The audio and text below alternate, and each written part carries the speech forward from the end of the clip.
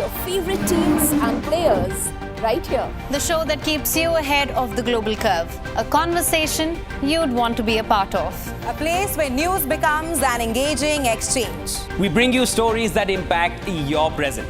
This is World DNA. Join the conversation.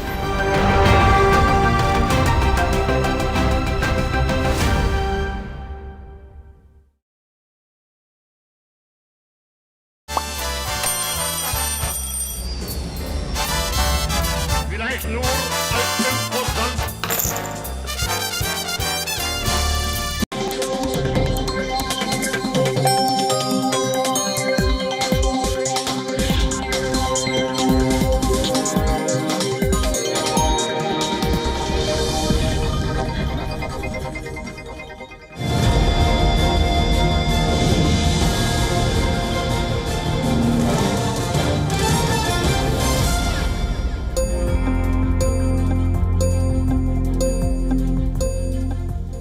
Hello and welcome to WION live broadcast from London. I'm Oliver Regan and these are the headlines. Israeli army says it's evacuating about 100,000 people from eastern Rafah ahead of an expected ground assault. Over 1 million people are currently sheltering in Rafah according to the World Health Organization.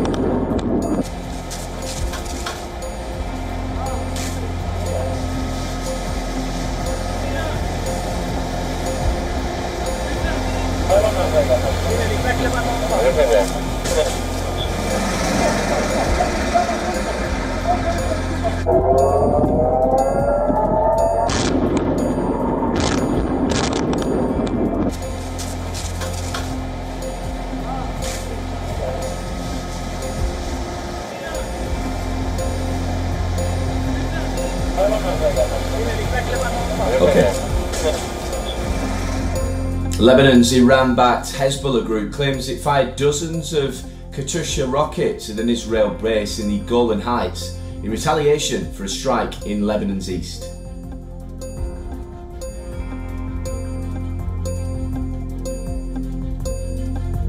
President Vladimir Putin orders military to hold nuclear weapons drills involving the Navy and troops based near Ukraine. Russia says during the exercise a set of measures will be taken to practice the use of non-strategic nuclear weapons.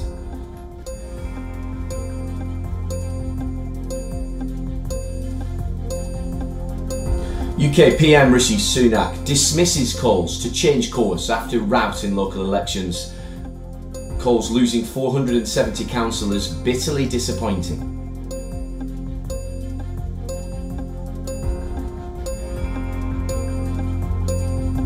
In Scotland, the SNP leadership frontrunner John Swinney is expected to succeed Humza Yousaf unopposed after a potential challenger withdraws bid at the 11th hour.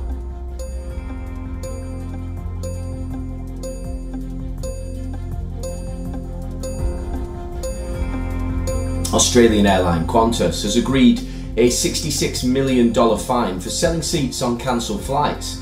Watchdog says the airline misled consumers, 86,000 travellers, to receive compensation.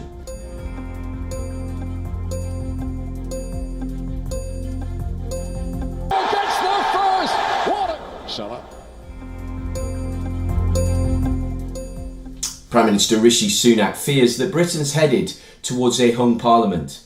Sunak has urged his cabinet to come together in the face of mounting Labour popularity.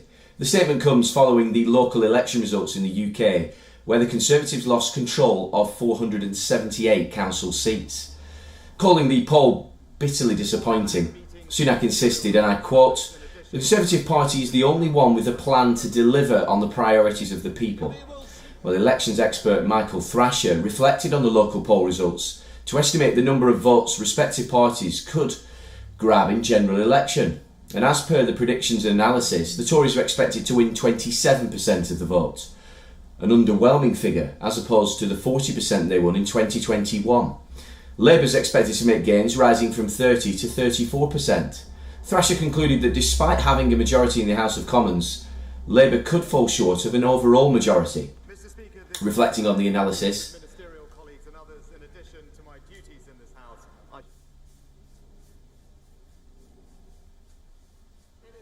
Sunak suggested that the Tories would face a hung parliament with Labour as the largest party. He added that Labour would have to rely on smaller parties to gain a majority in the general election. However, Labour has held ground over not forming an alliance with any small party, including the SNP. While Sunak said that he understood voters' frustrations, he showed confidence in the Tories making a comeback for another term. Well, despite the Tory showdown in local polls, the party chairperson, Richard Holden, said that Sunak will lead the party into the general election. The reassurance has put challenges over Sunak's leadership to rest. However, Tory critics have asked Sunak to shift the party to the right. On Sunday, the ex-Home Secretary, Suella Braverman, said that Sunak's plan was not working. Taking a jab at Sunak, she said the Prime Minister should change course to a more right-leaning approach to win back Tory supporters. Braverman, who is one of the harshest critics of Sunak, did not ask the leader to step down. She said that changing a leader right ahead of a general election was impossible.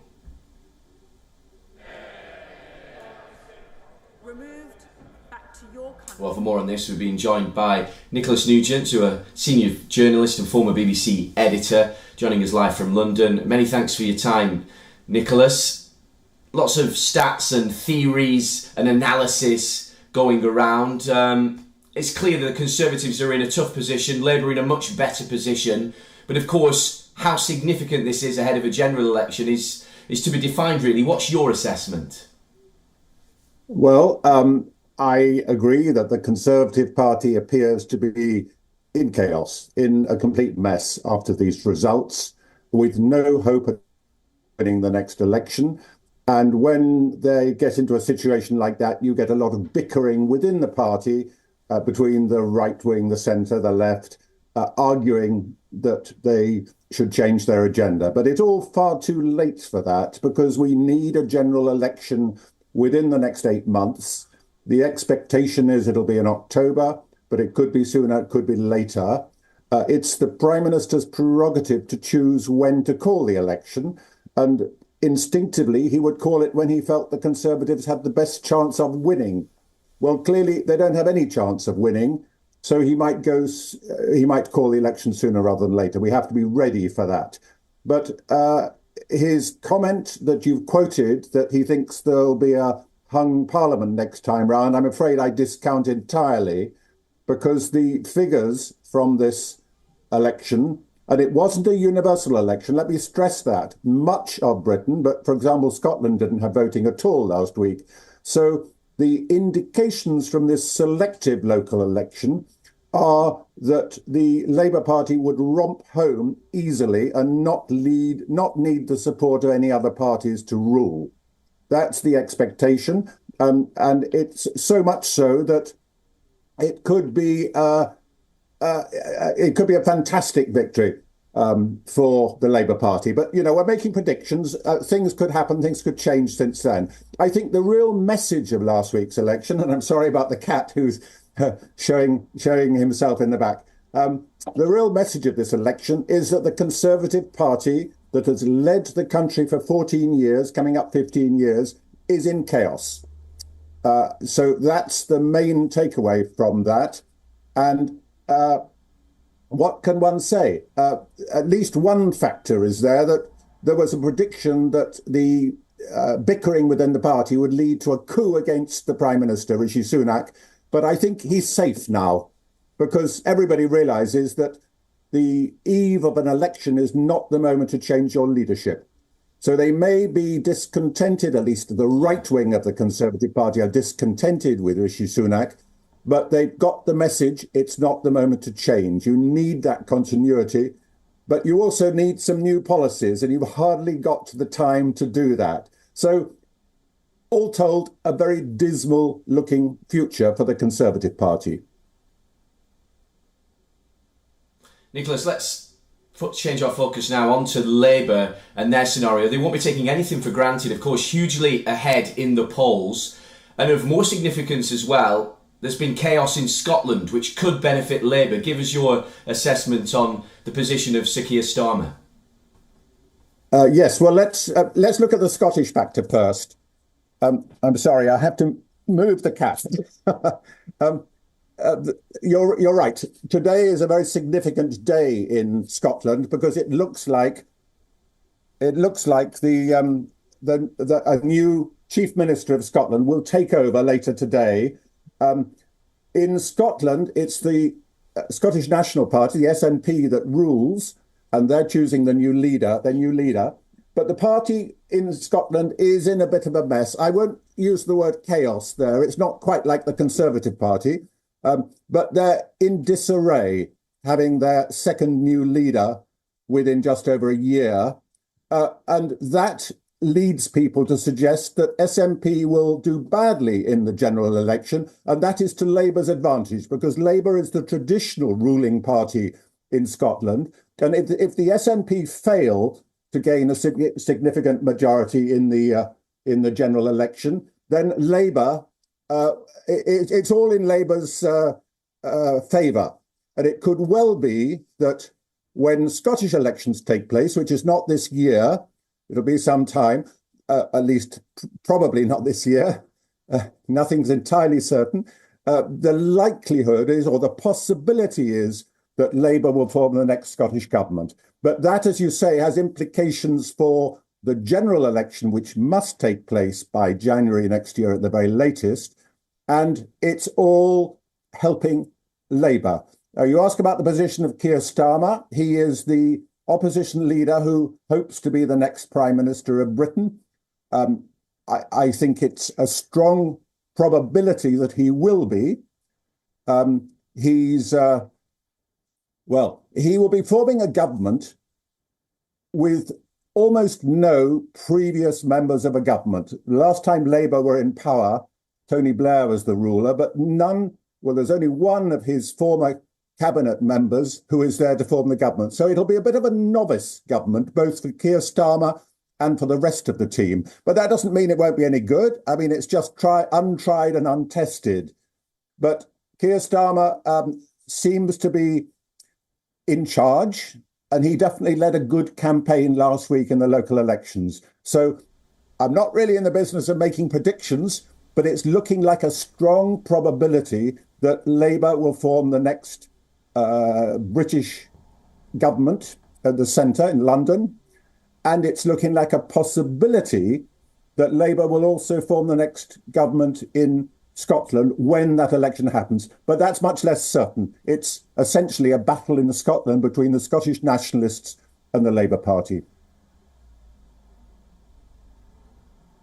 Absolutely. The only thing we're unsure of is when that general election is going to take place. Nicholas Nugent, senior journalist, former BBC editor, many thanks for your time this morning. The United Kingdom's contentious Rwanda scheme is facing challenges yet again. In the latest, Rwandan government has said that it cannot guarantee how many people it can accommodate in the country. Under Sunak's deportation scheme, Rwanda has not given any assurances on accepting all the asylum seekers that the UK will redirect to the country that's going to start this year. Now, approximately 52,000 people are estimated to be sent to the East African country, but without confirming the exact figures, Rwanda has said they will only be able to accept, quote, thousands. Yolanda Makolo, who's a government spokesperson from Rwanda, said that she cannot disclose how many thousands will be welcomed into the country. The first facility, which has been erected to accommodate migrants in Rwanda, can only take up to 200 people. Makolo said that discussions with other facilities are underway. As per the Prime Minister Rishi Sunak, the first flight to Rwanda is slated to leave in 10 to 12 weeks. Detentions related to the deportation have already begun in the UK. Well, Rwanda has struck a 5-year deal with the UK over the scheme, with costs estimated to soar beyond $370 million. It involves sending some asylum seekers who arrive in the UK via irregular routes to Rwanda. Well, people sent there will get their asylum claims processed in the country. On approval, these people can stay in the country, but if it gets rejected, they can seek asylum in a third safe country or apply to settle in Rwanda on different grounds. Now, who are the people crossing the English Channel every year? Let's take a look at the divide in terms of nationality until March 2024. Well, the highest arrivals on the chart were from Afghanistan, with about 5,700 crossing the English Channel. Over 3,700 people who crossed the Channel were recorded to be from Iran. Turkey grabbed the third spot with at least 3,200 migrants arriving in the UK. The least amount of arrivals came from Egypt, with 700 crossing the Channel. The nationality of over 800 people was not recognised on their arrival.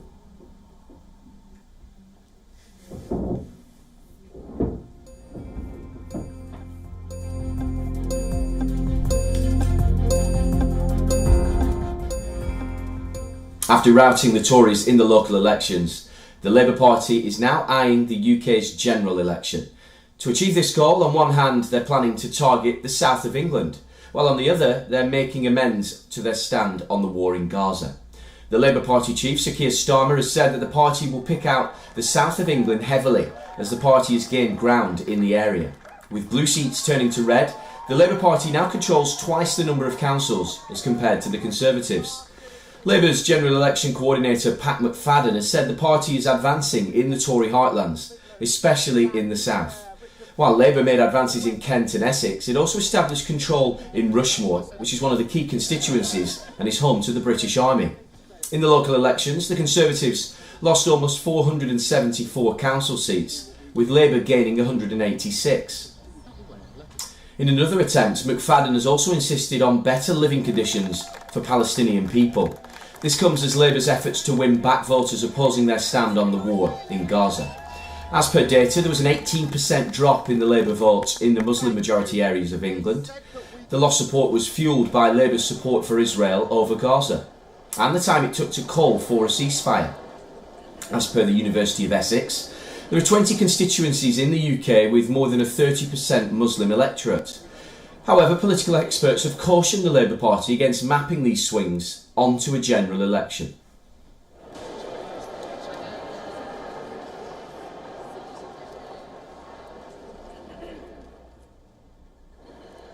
Scotland's First Minister race has been reduced to a one-candidate contest, with Scottish National Party candidate John Swinney unopposed from the SNP camp. Well, the SNP leader will succeed former First Minister Humza Yousaf after the veteran SNP activist Graham McCormack withdrew his candidacy to back Swinney. The deadline to submit nominations closes today, leaving Swinney unopposed to lead Scotland's coalition government. Well, last week, the 60-year-old Swinney announced his candidature for Scotland's next leader. That was after the First Minister Yousaf stepped down. Yousaf quit office ahead of a crucial no-confidence vote after he ended a power-sharing agreement with his coalition partner, the Green Party, over differences on climate policy. Yousaf will remain head of government until the new leader is formally elected. Well, Swinney has previously led the Pro-Independence Party from the year 2000 to 2004. But now, in order to be elected as the First Minister in the middle of an ongoing government term, he will need sufficient votes in his favour. So far, the SNP is 2 votes short of a clear majority, but becoming the next leader is only the first of many battles for John Swinney. The opposition parties have accused the SNP of being anti-democratic for having 3 leaders after just 1 election.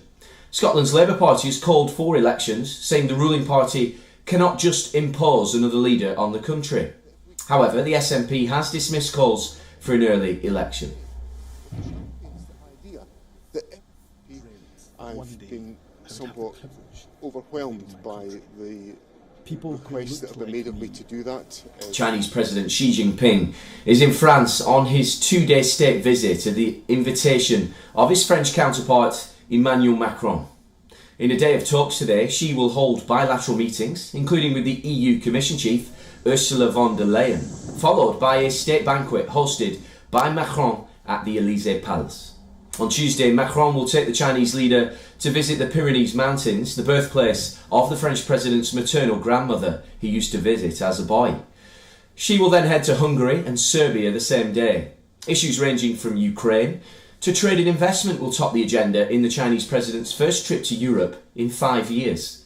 Xi said that he wanted to work with the international community to find ways to solve the conflict sparked by Russia's invasion of Ukraine, while emphasising that China was neither a party nor a participant in the conflict. In an op-ed for Le Figaro Daily, he further said he hopes that peace and stability will return quickly to Europe and that he intends to work with France and the entire international community to find good paths to resolve the crisis. Meanwhile, Macron has said in an interview with The Economist that it's in Europe's interest to get China to weigh in on the stability of the international order. He further said that Europe must defend its strategic interests in its economic relations with China. Well, the EU chief Ursula von der Leyen also said that she will press for fair competition with China in talks with President Xi Jinping today. Xi's arrival in Paris marks 60 years of diplomatic relations between France and China.